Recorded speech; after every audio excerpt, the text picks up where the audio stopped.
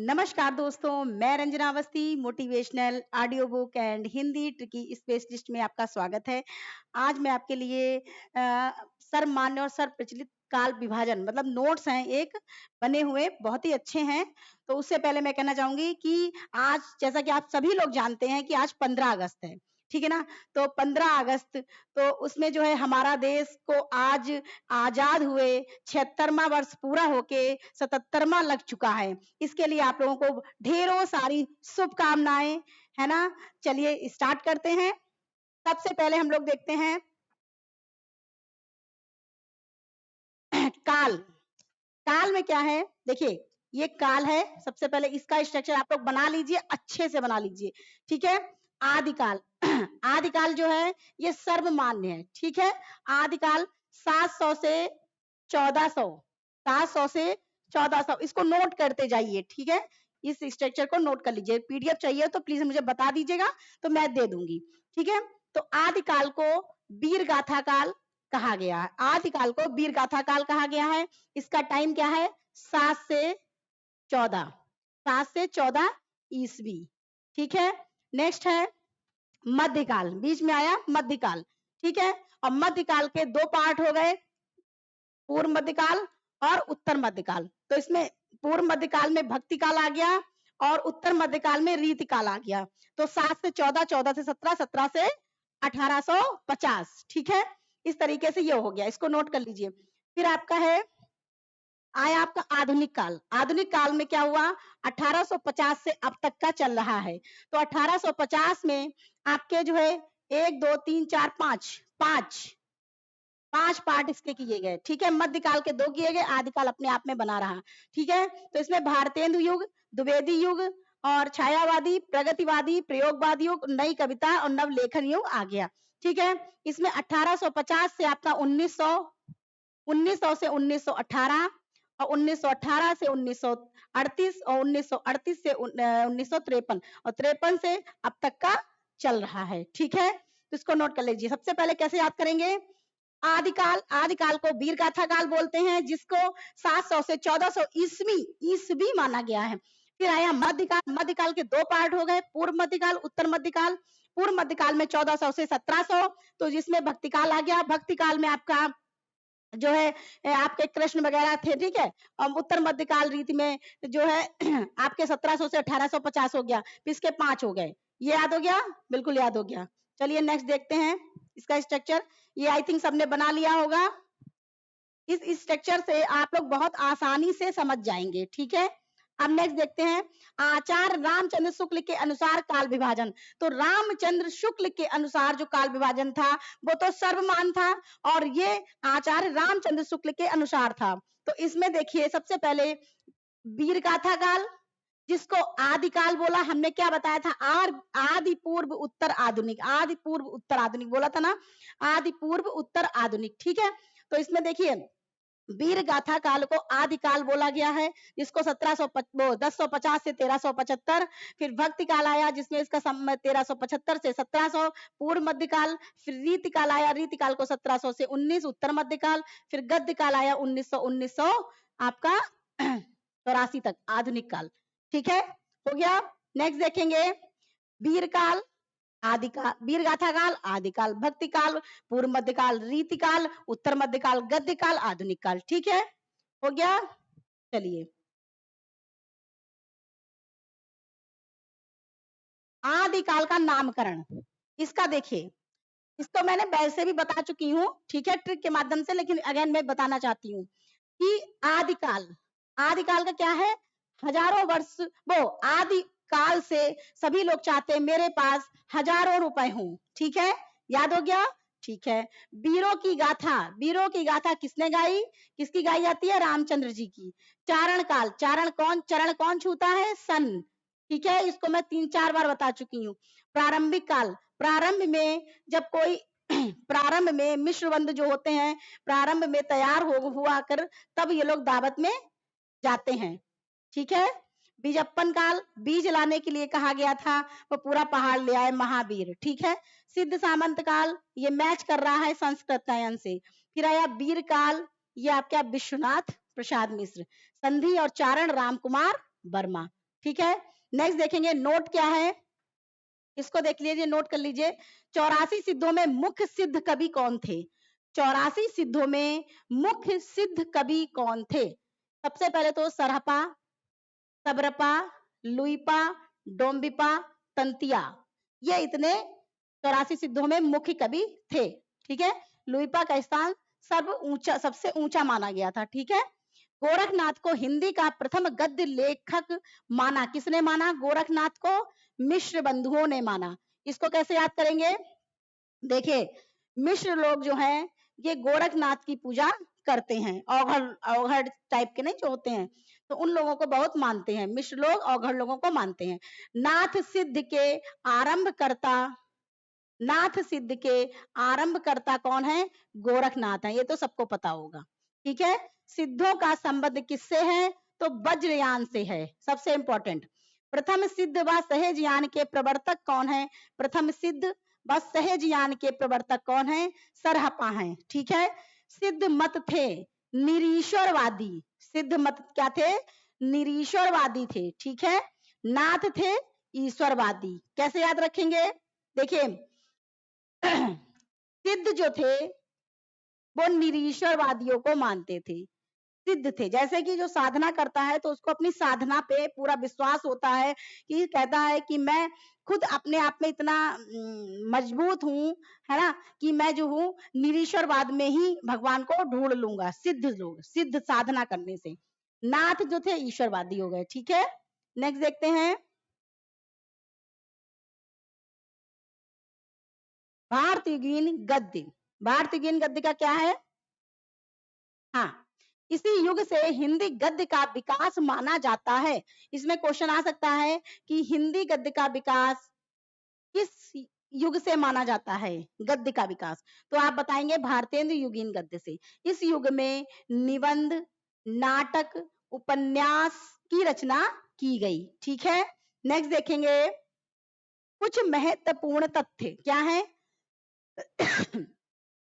नागरी प्रचारणी सभा की, नागरी प्रचारणी सभा जो कि काशी की स्थापना 1893 में हुई थी। इसके संस्थापक कौन थे? श्याम सुंदर दास, राम नारायण और शिव कुमार। जैसा कि मैंने बताया था, श्याम, राम और शिव तीनों भगवानों की पूजा करते हैं। ठीक है। उसके बाद है अंजुमन लाहौर। अंजुमन लाहौर सबसे इंपॉर्टेंट, ये भी क्वेश्चन है। अंजुमन लाहौर नामक सभा की स्थापना किसने की थी? तो ये नवीन चंद्र राय ने की थी, जो कि लाहौर में की थी। ठीक है, समझ गए? बिल्कुल समझ गए, है ना, कि अंजुमन, अंजू ऐसे याद रखिए, अंजू। नवीन जी की पत्नी कौन है? अंजू। ठीक है। तदीय समाज की स्थापना बहुत इंपॉर्टेंट है, मोस्ट इंपॉर्टेंट है। तदीय समाज की स्थापना 1873 में भारतेंदु हरिश्चंद्र ने की थी। ठीक है। कवि वचन सुधा का प्रकाशन 1868 में भारतेंदु हरिश्चंद्र ने काशी में किया था। कहाँ किया था? काशी में किया था। ठीक है। कवि वचन सुधा। हिंदी भाषा की शुद्धता एवं परिष्कार के प्रवर्तक कौन है? तो शुद्धता और परिष्कार के प्रवर्तक महावीर जी हैं। शुद्ध, बिल्कुल शुद्ध, मतलब ऐसे मानिए शुद्ध, जिन्होंने शादी ब्याह नहीं किया, बिल्कुल शुद्ध है महावीर प्रसाद द्विवेदी। ठीक है। नेक्स्ट देखेंगे, हिंदी गद्य की, हिंदी गद्य की प्रमुख विधाएं तथा उनकी रचना एवं रचनाकार। इसको कैसे याद करेंगे? देखिए, मैं सब ट्रिक के माध्यम से आपको याद करा दूंगी और 100% आपको याद हो जाएगा। मेरा उद्देश्य सिर्फ यही है कि कैसे भी करके याद कराना। ठीक है। चलिए, हिंदी गद्य की प्रमुख विधाएं एवं उनकी रचना और रचनाकार। तो हिंदी की प्रथम गद्य, वो हिंदी की प्रथम कहानी कौन सी थी? इंदुमती, जो कि सबको पता होगी, बहुत इंपॉर्टेंट। सारा आज मैं जितना भी है ये स्ट्रक्चर के माध्यम से बता रही हूँ और सब इंपॉर्टेंट है, इसमें कुछ छोड़ने वाला ही नहीं है। ठीक है। तो आप लोग बिल्कुल भी जो है किसी भी एक भी पॉइंट को छोड़िएगा नहीं, आराम से पूरे नोट्स बना लीजिए। अगर पीडीएफ चाहिए हो तो आप मुझे जरूर बता दीजिए। ठीक है। मैंने जैसा कि नंबर बताया था आपको 930503 और 5029। ठीक है। इस नंबर पे, ये व्हाट्सएप नंबर है, ओके, नोट हो गया, बिल्कुल नोट हो गया।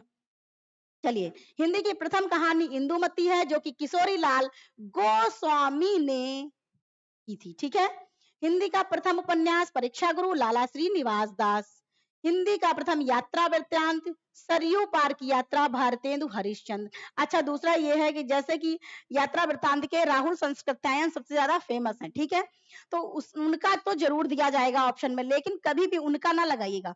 सरयू पार, सरयू याद रखिए कि सबसे पहले क्या हुआ था, जब अयोध्या वगैरह सब में रामचंद्र वगैरह, रामचंद्र भगवान पुराने जमाने के हैं ना, तो जो बहुत ही पुराने हैं, तो सरयू याद रखिएगा कि सरयू नदी पार करके वो गए थे, तो यात्रा वृत्तांत सरयू हो गया। ठीक है। हिंदी का प्रथम नाटक, नाटक जो है वो नहुस का है, गोपाल चंद्र गिरधर दास का है। ठीक है, ये याद रखिएगा। इसमें जो है भारतेंदु ना लगा दीजिए, ये गोपाल का है, इसको याद रखिए।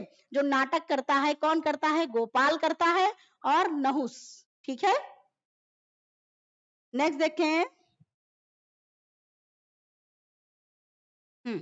हिंदी भाषी क्षेत्र में जन जागरण में भूमिका निभाने वाली संस्थाएं कौन सी थी?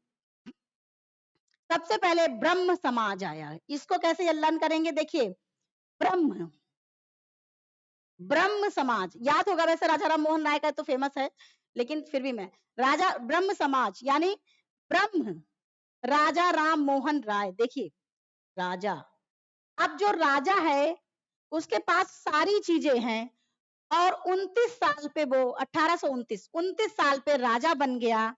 कितने साल पे, 29 साल पे, इतनी छोटी सी उम्र में राजा बन गया, तो उसको ज्यादा कुछ नहीं पता, लेकिन फिर भी वो सोचता है कि अगर मैं ब्रह्म की उपासना करूंगा, ब्रह्म का पूजा पाठन करूंगा, तो मैं अच्छे से इस राजगद्दी पे बैठने लायक और सारी चीजों को मैं सही से कर पाऊंगा, प्रजा का ध्यान रख पाऊंगा। ठीक है, तो राजा राम मोहन राय ब्रह्म समाज 29। ठीक है, रामकृष्ण मिशन, ये जो है स्वामी विवेकानंद।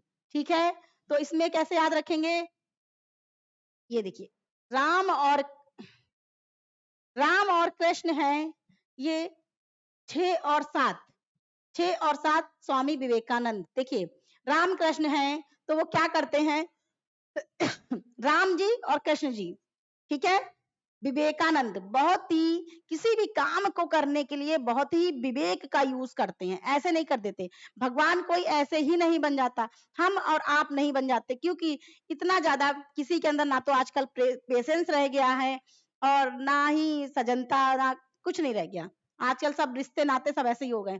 तो राम कृष्ण, जहाँ पे राम और कृष्ण दोनों लोग होंगे, वहां क्या होगा, स्वामी वो विवेक से अपने काम लेंगे, तो उसको हो गया स्वामी विवेकानंद, नहीं भूलेंगे। 6 और 7, क्योंकि राम जी जो है वो 6 के हैं और कृष्ण जी 7 के हैं, ऐसे मानिए। ठीक है, याद हो गया, बिल्कुल याद हो गया। प्रार्थना समाज, अब प्रार्थना जो है ये भी एक सेम उस पे हुई थी, 6 और 7 महादेव गोविंद रनाडे। तो प्रार्थना हम लोग किसकी करते हैं, महादेव और गोविंद की प्रार्थना करते हैं। 6 बजे करते हैं या 7 बजे करते हैं, 8 बजे पूजा नहीं करनी चाहिए, चाहे आप 4:30 बजे से लगा के, ये तो रियलिटी है, 4:30 बजे से 7 बजे के बीच में आप पूजा कर लीजिए, ज्यादा अच्छा होता है। ये नहीं 8 बजे 9 बजे 12 बजे पूजा कर रहे हो, कोई तरीका हुआ पूजा करने का। ठीक है, तो प्रार्थना हम लोग जब करते हैं तो किसकी करते हैं, महादेव की करते हैं, गोविंद की करते हैं, और 6 और 7 बजे करते हैं। ठीक है, याद हो गया, बिल्कुल याद हो गया। आर्य समाज का तो सबको पता होगा, स्वामी दयानंद सरस्वती जी हैं, जिन्होंने सत्यार्थ प्रकाश के रचयिता भी ये हैं, आर्य समाज। ठीक है, ये दयानंद सरस्वती जी, ये 82 के हैं, 8 और 2, 8 और 2, 82। थियोसोफिकल सोसाइटी 1882 में आर्य समाज, और ये थियोसोफिकल सोसाइटी एनी बेसेंट ने की थी, ये सेम इनका है। तो ब्रह्म समाज 29 साल पे, रामकृष्ण मिशन 67 पे, प्रार्थना समाज 6 और 7 बजे, आर्य समाज 82 में, 82 में, और आपका थियोसोफिकल सोसाइटी 1882 में एनी बेसेंट के द्वारा। ठीक है, अब देखते हैं, सारे इंपॉर्टेंट पॉइंट्स हैं, कोई इधर उधर नहीं। देखिए भारतेंदु मंडल के लेखक एवं उनके नाटक, भारतेंदु हरिश्चंद्र जी के कौन कौन से हैं। सबसे पहले तो आपसे ये पूछा जा सकता है कि भारतेंदु युग में कौन कौन से कवि थे नहीं थे ये पूछ सकते, द्विवेदी युग का दे दिया। सबसे पहले हम लोग ये देखेंगे, इसकी ट्रिक थोड़ी सी देख लेंगे कि भारतेंदु युग में कौन कौन था। ठीक है, तो देखिए भारतेंदु हरिश्चंद्र, तो इसकी तो पहले सबसे पहले यही ट्रिक देखेंगे कौन कौन भारतेंदु मंडल में था। तो भारतेंदु जी तो मेन है, भारतेंदु ये तो पता ही चल रहा। फिर भारतेंदु हो गए, उसके बाद में बद्री आ गए, बद्री नारायण, फिर आ गए बाल कृष्ण आ गए, फिर किशोरी लाल आ गए, उसके बाद लाला श्री लाला श्री निवास दास आ गए, फिर प्रताप नारायण मिश्र आ गए, उसके बाद में राधा के चरण आ गए, फिर राधा कृष्ण के दास आ गए। देखिए इसको कैसे याद करेंगे, सबसे पहले आप लोग देखिए भारतेंदु हरिश्चंद्र, भारतेंदु हरिश्चंद्र बद्रीनाथ गए, क्योंकि ये घूमते रहते थे ना। भारतेंदु हरिश्चंद्र, भारतेंदु हरिश्चंद्र बद्रीनाथ गए बाल कृष्ण के साथ और किशोरी के साथ गए। कहां से निकले? श्री कहां से निकले? निवास से निकल के गए। कहां से निकल के गए? निवास से निकल के गए। अपने घर में थे ना, कहां कैसे जाएंगे? बद्रीनाथ जब जाएंगे तो घर ही में तो होंगे पहले, और निवास से गए। वहां पे इनको बद्रीनाथ जब पहुंच गए, वहां पे इन्होंने देखा कि बद्रीनाथ जी का प्रताप बहुत ही भयंकर है। ठीक है, वहां इतनी भीड़ है जिसकी कोई हद नहीं है। और वहां पर इन्होंने राधा के चरण पकड़ लिए और राधा कृष्ण के दास हो गए। समझ गए? क्या समझ गए? देखिए भारतेंदु युग बहुत इंपॉर्टेंट, इसको लिख लीजिए कहीं पे कि इसमें ये पूछ लिया जाता है कि भारतेंदु युग का कौन सा लेखक इसमें नहीं है या इसमें है। तो इसमें आप नोट कर लीजिए, भारतेंदु जी बद्रीनाथ गए, किसके साथ गए? बाल कृष्ण और किशोरी। किशोरी मतलब अपनी बच्ची समझ लीजिए, किशोरी उनकी बच्ची है, किशोरी मतलब छोटी बच्ची है, उसके साथ गए। बाल कृष्ण, देखिए भारतेंदु बद्रीनाथ गए, भारतेंदु बद्रीनाथ गए, बाल नहीं, कहाँ गया? भारतेंदु जी जो थे बद्रीनाथ गए, बाल कृष्ण और किशोरी को लेकर कहां से निकले? निवास से निकले, और वहां पहुंचकर प्रताप देखा बद्रीनाथ का।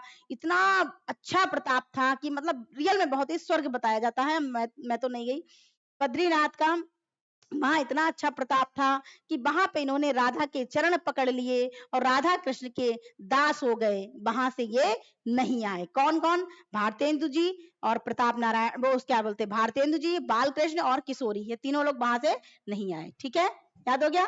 बिल्कुल याद हो गया। अब देखते हैं भारतेंदु युग के जो रचनाएं हैं इनको कैसे याद करेंगे। भारतेंदु, इसमें ऐसे देखिए, हाँ, भारतेंदु हरिश्चंद्र, भारतेंदु जी जो हैं ये इतने बड़े हरिश्चंद्र थे कि ये जो है अंधेर नगरी, अंधेरे में रह लेंगे, अंधेर नगरी में रह लेंगे, लेकिन कभी किसी से नहीं कहेंगे कि हमें कोई प्रॉब्लम है या कुछ भी है। अंधेर नगरी में रह लेंगे कि लाइट जला दो या दिया जला दो, कुछ भी, अंधेर नगरी में रह लेंगे। ये सब बात सबको पता होगी। भारत दुर्दशा, ये दुर्दशा को भी नहीं देख सकते भारत की। नील देवी के, ये देवियों के बहुत बड़े भक्त हैं। सती प्रताप, और सती प्रताप यानी कि इनकी पत्नी जो है भारतेंदु जी की बहुत ही सीधी सादी है। जब भारतेंदु इतने सीधे तो जाहिर बात पत्नी भी सीधी होगी, विशेष से। और ये कभी भी लोगों को ज्ञान देते हैं कि जो है औषधि को ज्यादा नहीं लेना चाहिए क्योंकि वो विष के समान होती, दवाइयों को नहीं लेना चाहिए क्योंकि विष के समान होती। ठीक है, याद हो गया? बिल्कुल याद हो गया। बद्री नारायण, अब बद्री नारायण जो बद्री है मतलब बद्री यानी कि बद्रीनाथ, बद्रीनाथ जो है वहां पे कोई भी जाएगा तो चौधरी जी वहां गए तो वहां सौभाग्य की प्राप्ति हो गई और प्रयाग रामागमन। तो वहां से जब बद्रीनाथ से लौटे तो वहां पे इन्होंने प्रयाग जो है, प्रयाग भी ये गए यानी इलाहाबाद, वो संगम बताया जाता है। ठीक है, और है भी। बाल कृष्ण भट्ट, बाल कृष्ण भट्ट, इनका विवाह जो है, ये मेरे एक्चुअली एक मौसा है, तो उनका विवाह जो है बाल विवाह हो गया छोटे पर, कलिराज की सभा। और ये सभा बहुत लगाते हैं क्योंकि ये कोचिंग वगैरह पढ़ाते हैं, तो इन्होंने सभाएं वहां पे अपनी कोचिंग में सभाएं करते हैं। रेल का विकट खेल, और रेल इनके घर तक जाती तो इनका तो रोज का खेल हो गया है रेल पे बैठना। ठीक है, किशोरी लाल गोस्वामी, किशोरी जो होती हैं, किशोरियां जो होती हैं तो क्या करती हैं, प्रणयी परिणय में बंध जाती हैं। किशोरियों की शादी होती है, कोई शादीशुदा की शादी थोड़ी ना होगी, पर किशोरियों की शादी होगी, ठीक है। मयंक मंजरी, तो मयंक मयंक कहाँ गया, लग जाता, मयंक और मंजरी, और मंजरी मतलब मयंक मंजरी नाम की लड़कियां हैं, किशोरियां हैं, और वो परिणय में बंध गई, ठीक है। फिर देखेंगे लाला श्रीनिवास दास, निवास दास, रणधीर प्रेम मोहिनी संयोगिता स्वयंवर, ये सबसे फेमस इनका है, सबसे इंपॉर्टेंट लाला श्रीनिवास दास का है। देखिए जब जो है कोई भी प्रेम किया जाएगा, प्रेम मोहिनी प्रेम किया जाएगा, तो वो निवास पे किया जाएगा, सड़क पे नहीं किया जाएगा दिखावा। स्वयंवर जो होंगे वो भी घर ही में होंगे, मतलब निवास पे होंगे, कहीं और नहीं। पहले की शादियां निवास पे ही होती थी, अच्छा माना जाता था। अब आजकल मैरिज लॉन से सब कुछ होने लगा है, तो बस क्योंकि जगह नहीं लोगों के पास में, इस वजह से, वरना जो है अधिकतर शादियां निवास से ही होती हैं, जिनकी भी पुरानी हुई होंगी। प्रताप नारायण मिश्र, अब प्रताप नारायण जी जो प्रताप हैं वो क्या करते हैं, गौ की पूजा करते हैं, और कली के प्रभाव उनके ऊपर नहीं पड़ता। कली मतलब आपके यमराज, ठीक है, उनका प्रभाव इनके ऊपर नहीं पड़ता। अब देखिए राधा के चरणों में, राधा के चरण जो पकड़ेगा वो अमर हो जाएगा, और बूढ़े मुंह से, और जो है वो बूढ़ा भी नहीं होगा, उसके मुंह से भी नहीं निकलेंगे। राधा के चरण जो पकड़ेगा वो कभी भी अमर, वो जो है हमेशा अमर हो जाएगा, और उसके बूढ़ा नहीं होगा, मुंह से नहीं निकलेंगे, ठीक है। राधा कृष्ण दास, और राधा कृष्ण के जो दास बन जाएगा, दास, दास तो बिल्कुल अलग चीज होती है। दुखनी बाला, वो जो भी बाला होगी वो कभी भी दुखी नहीं होगी, कभी दुखी नहीं होगी। और महाराणा प्रताप, उसको जो है आपका महाराणा प्रताप की उसमें जो है आपका महाराणा प्रताप के जैसे उसको फेमसी मिल जाएगी, ठीक है, राधा कृष्ण दास को, ठीक है। चलिए नेक्स्ट देखते हैं, प्रमुख पत्र पत्रिकाएं। तो प्रमुख पत्र पत्रिकाएं क्या है, भारतेंदु हरिश्चंद्र जी की जो है वो कौन सी है, बाला बोधिनी हरिश्चंद्र, हरिश्चंद्र चंद्रिका। बालकृष्ण भट्ट की है हिंदी प्रदीप। प्रताप नारायण मिश्र की ब्राह्मण, ये सबको याद होगी। कार्तिक, ये थोड़ी सी अलग है, इसको देखिए। कार्तिक, अच्छा आपने देखा होगा जो कार्तिक स्नान होता है, कार्तिक स्नान, तो उसमें क्या होता है कि लोग, बहुत लोग ऐसे होते हैं, अधिकतर ऐसा होता है कि अपने घरों के बाहर जो है वो दीपक लगाया जाता है, कार्तिक स्नान जिसको बोलते हैं। बहुत ही अच्छा त्योहार होता है जिसमें गंगा स्नान वगैरह किया जाता है, कार्तिक स्नान। तो उसमें दीप्ति प्रकाश यानी दिए को जलाकर प्रकाश किया जाता है, ठीक है। अब बद्री नारायण आनंद कादम्बिनी, ठीक है। अब है इसमें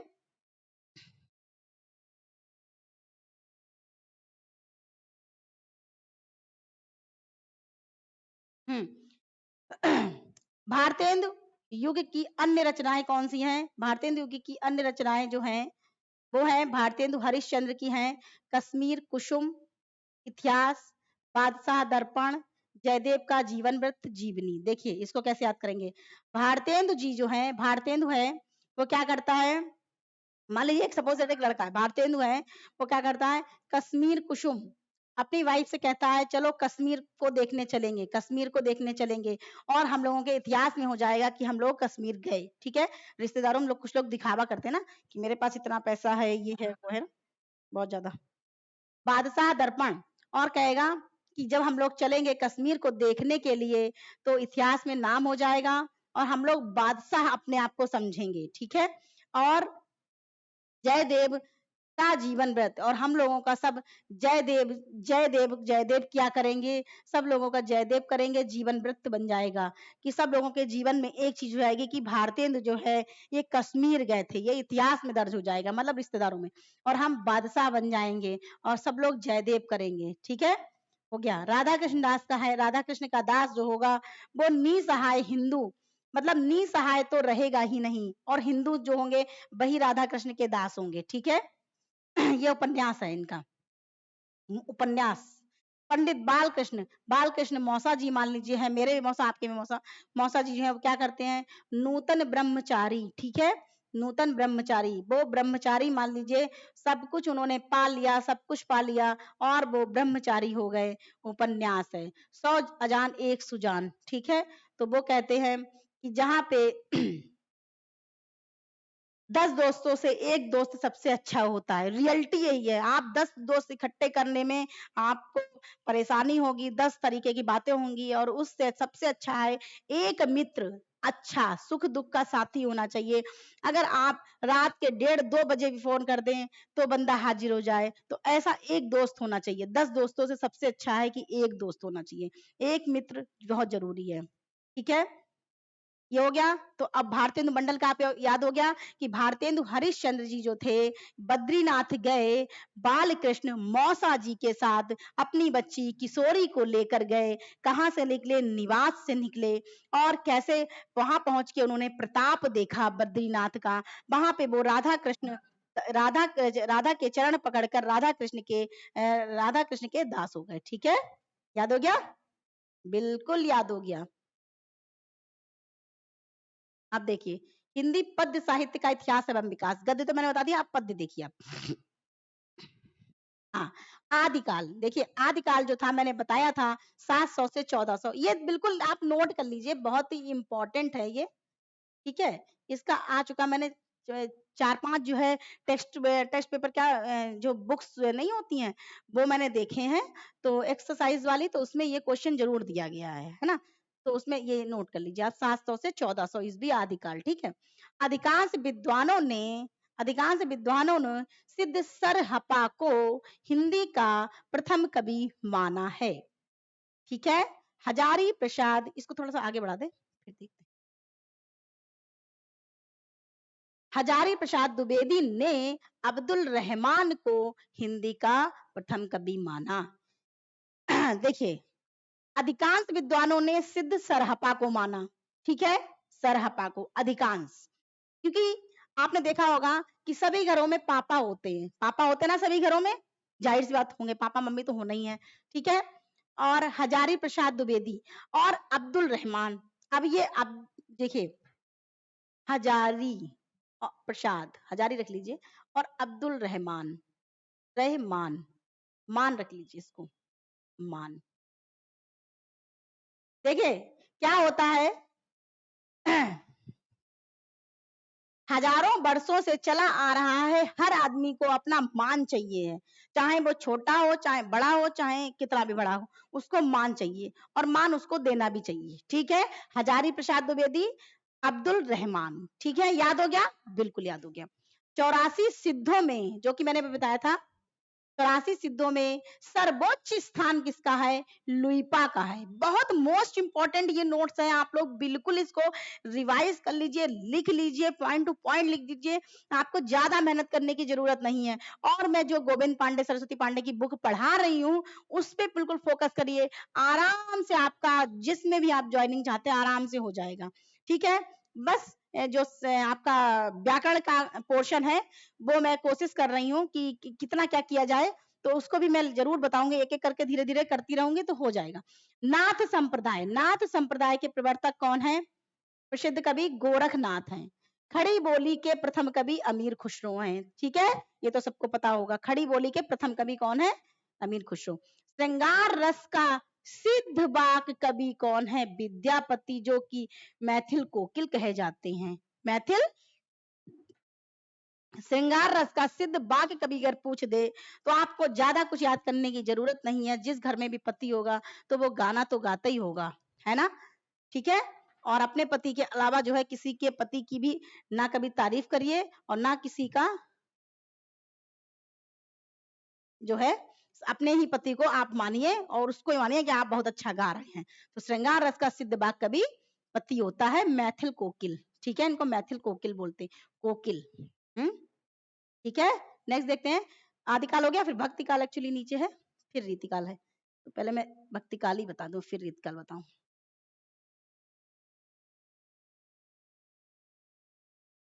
पहले भक्ति काल ही बता दें, ठीक है, बाद। हाँ, पहले भक्ति काल बता दें, एक मिनट। फिर आया भक्ति काल आया। भक्ति काल में क्या है? 7 से 1400 था, 1400 से 1700 है। देखिए, भक्ति का सर्वप्रथम उल्लेख किसमें मिलता है? स्वर उपनिषद में आ चुका है ये क्वेश्चन। निर्गुण भक्ति का आदि स्रोत श्वेतांबर श्वेताश्वर उपनिषद है, ठीक है। सगुण भक्ति का श्रीमद् भागवत है, सबको पता है। फिर है भक्ति साहित्य की परंपरा शुरू करने वाले कौन थे? नामदेव थे। कहाँ के थे? दक्षिण के थे, ठीक है, महाराष्ट्र के, ठीक है। ये हो गया। पूर्णतया अद्वैतवादी कवि कौन है? पूर्णतया, पूरी तरीके से कबीरदास हैं, ठीक है। इनके दो तीन याद है कि ताचड़ बकरी पाती खात है ताकि काड़ी खाल, जो नर बकरी खात है उनके कौन हवाल, ठीक है। फिर एक क्या था इनका, ताचड़ मुल्ला बांग दे क्या बहरा हुआ खुदा है ना, इस टाइप के था। बहुत सारे इन्होंने ऐसे किए हैं, ठीक है। अद्वैतवाद में अष्ट छाप की स्थापना की गई कि कृष्ण की उपासना हेतु, कृष्ण की उपासना में अष्ट छाप की स्थापना की गई थी, ठीक है। अब है प्रमुख दार्शनिक सिद्धांत। देखिए अद्वैतवाद, अद्वैतवाद में कौन है? मैंने क्या बताया था, अद्वैत कौन है? शंकर जी हैं, उनके अलावा कोई है ही नहीं। अद्वैत, अद्वैत है शंकर जी। विशिष्ट कौन है? राम जी।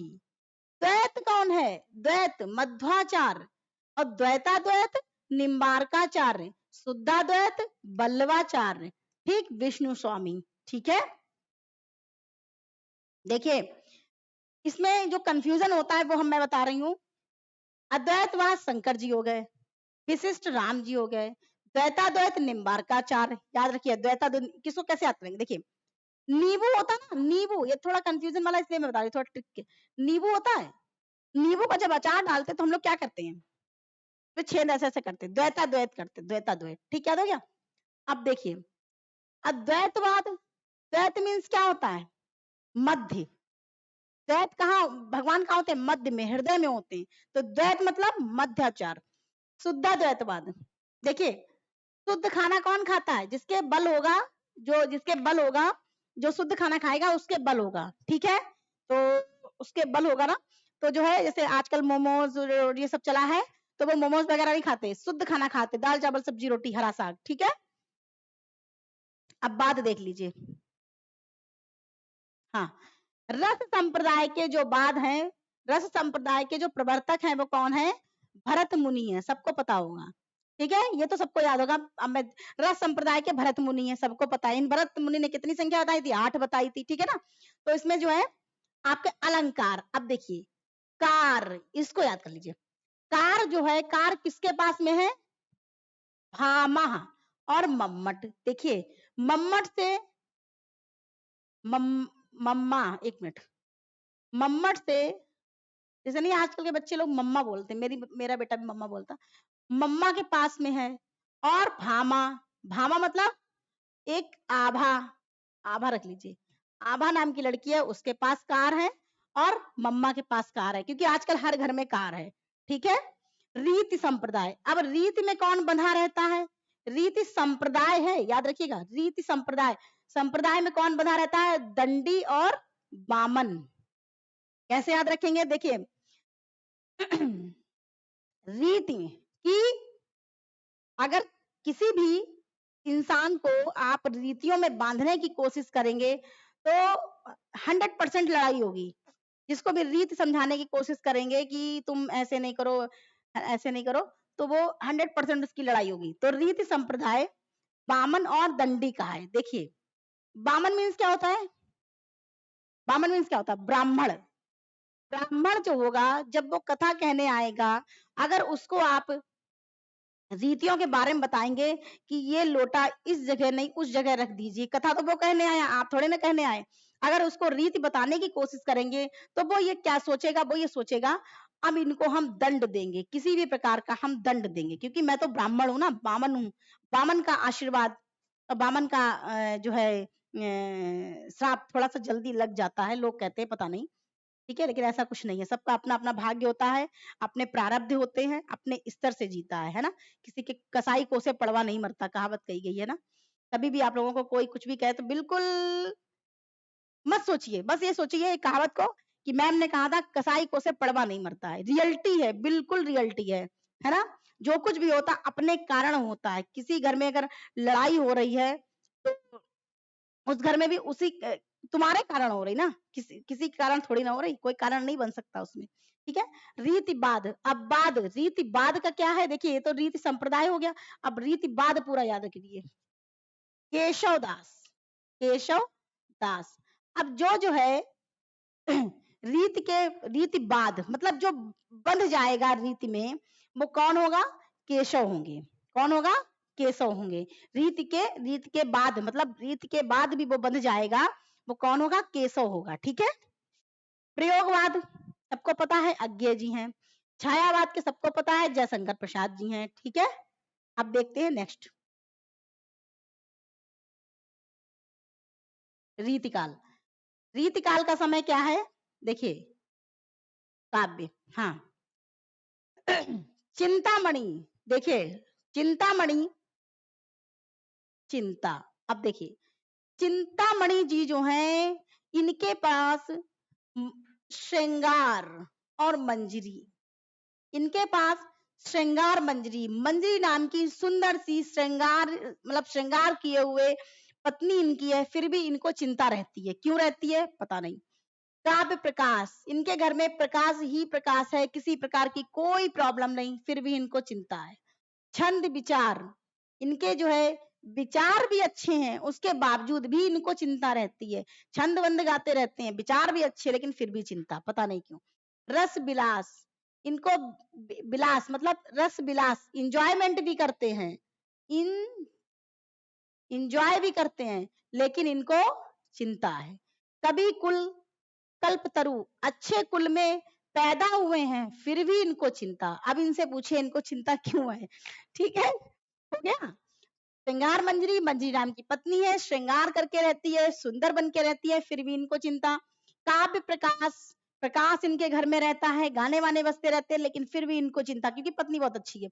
उसके बाद छंद विचार, इनके विचार भी अच्छे हैं, छंद छंद मतलब गाना भी गा लेते हैं, लेकिन फिर भी इनको चिंता। विलास करने को भी मिलता है, एंजॉय करने को मिलता है, फिर भी इनको चिंता।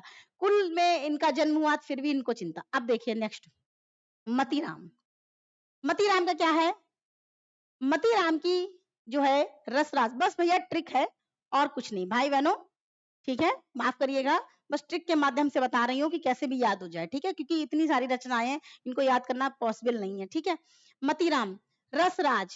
अब इन्होंने क्या किया मतीराम जी ने कि कौमदी नाम की एक लड़की थी, उसके सारे इन्होंने राज खोल दिए।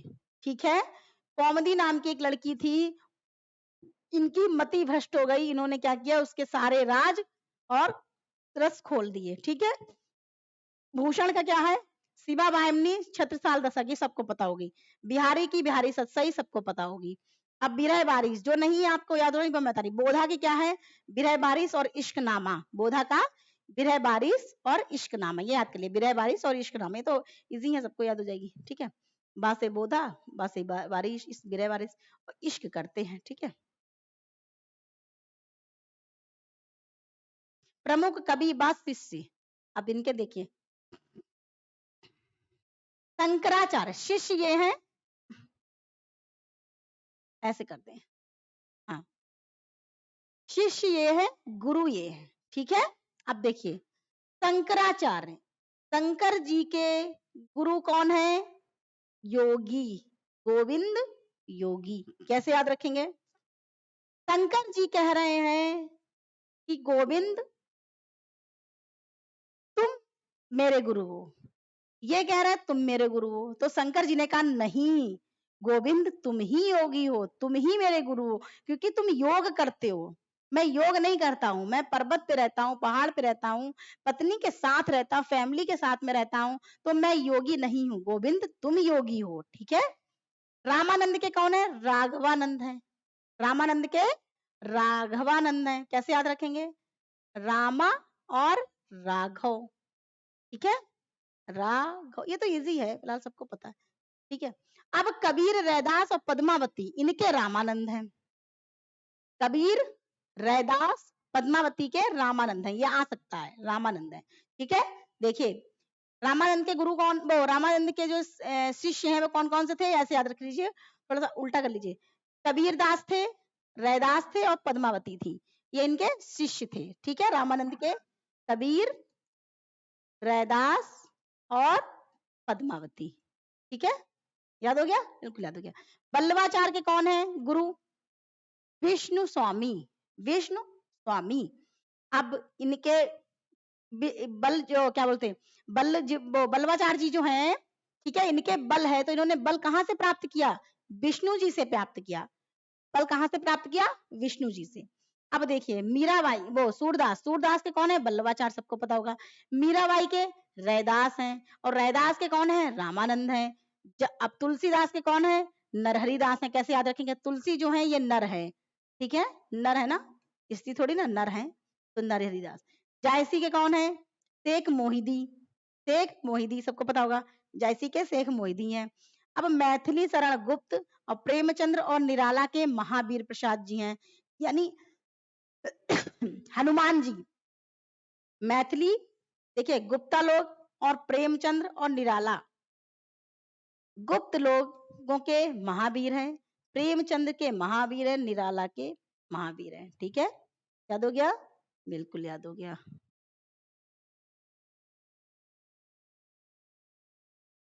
आदिकाल के प्रमुख ग्रंथ अपभ्रंश, देखिए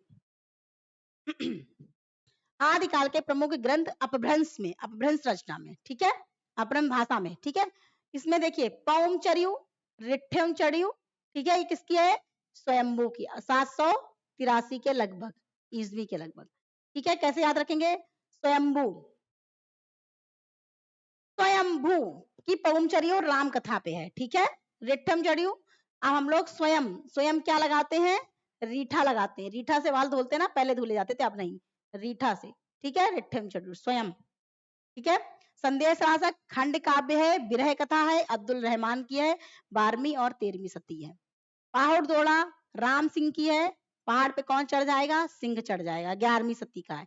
ठीक है, उसके बाद में है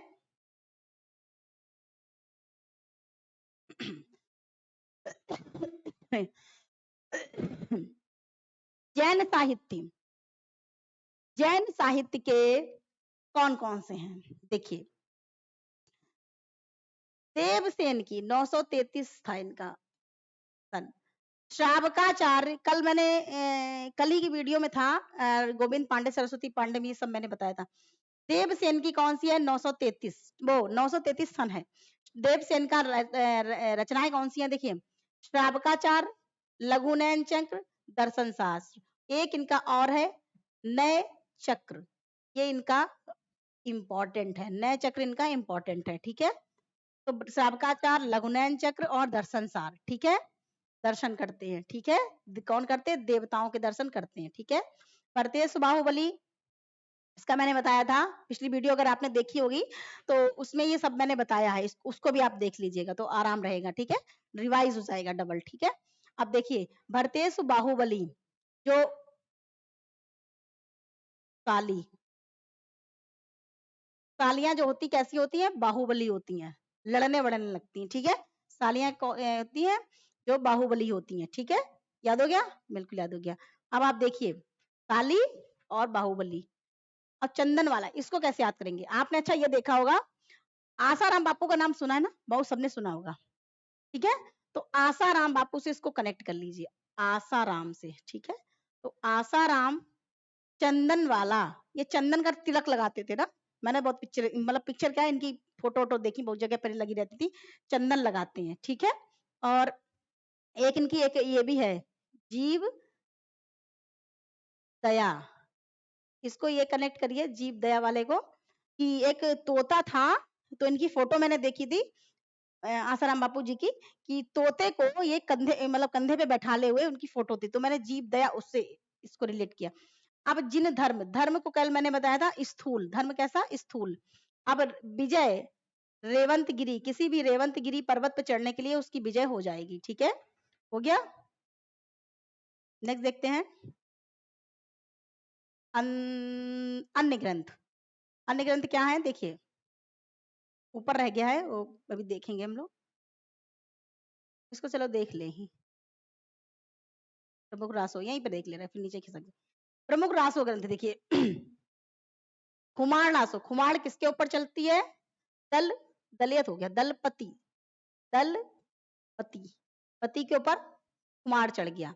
बीसल देव, बीसल देव रासो, नरपति नाल, नाले में गिर गया, समझ जाइए। हमीर रासो, सांखधर, सबको पता होगा हमीर रासो किसका है? सारंगधर का। परमाल रासो किसका है? जगनिक का। कि कुकर की सीटी बजेगी तो बच्चे जग जाएंगे, ठीक है, आलाखंड इसको भी बोलते हैं, ठीक है। इसका एक नाम क्या है? आल्हा, ठीक है। पृथ्वीराज रासो किसका है? चंद्रवरदाई का। और जय चंद्र प्रकाश, प्रकाश कहाँ होगा? केदारनाथ में होगा। प्रकाश कहाँ होगा? केदारनाथ में होगा, ठीक है। जय मयंक जस चंद्रिका, मयंक किसका है? मधुकर कवि, मयंक और मधुकर, मयंक और मधुकर, ठीक है। याद हो गया? बिल्कुल याद हो गया। नेक्स्ट देखिए, अन्य ग्रंथ क्या है? अमीर खुसरो, अमीर खुसरो खड़ी बोली के प्रथम कवि बोले जाते हैं, सबको पता है। उसके बाद में देखिए, खालिक वारी, पहेलियां, मुकरियां, दो सुखने, गजल, सबको पता है, ये है। कवि कल्लोल, कल्लोल का कल्लोल का कौन सा है? ढोला मारारा दूहा, ठीक है, ढोला मारारा दूहा, ठीक है। कल्लोल, अब ऐसे देखिए, ढोला, कल्लोल, कल्लोल यानी ढोला। देखिए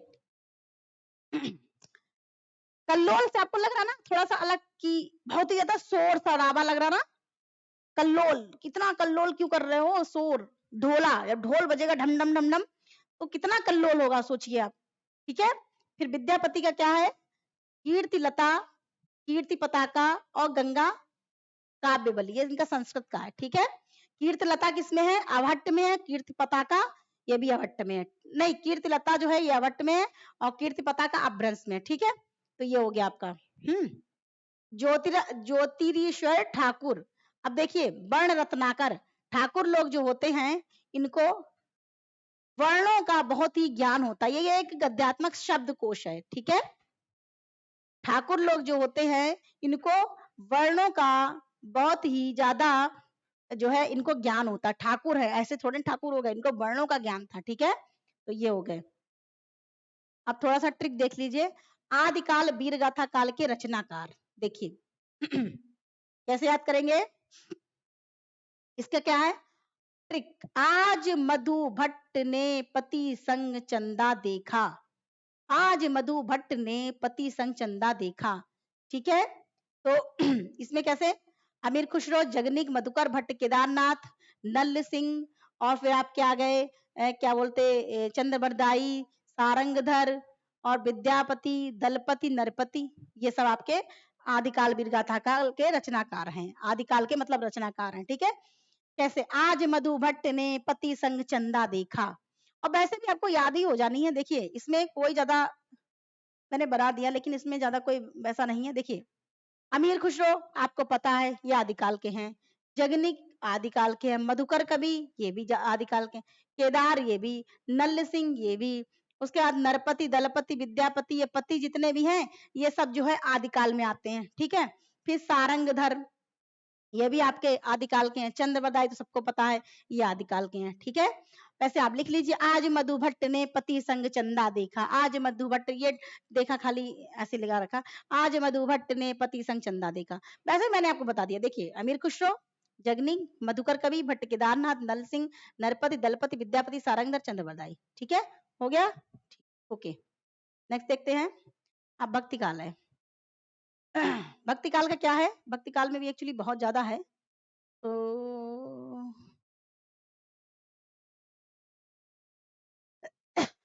चलिए भक्ति काल को हम यहीं तक रखते हैं, ठीक है, मतलब आदिकाल को यहीं तक रखते हैं, भक्ति काल नेक्स्ट वीडियो में बताएंगे।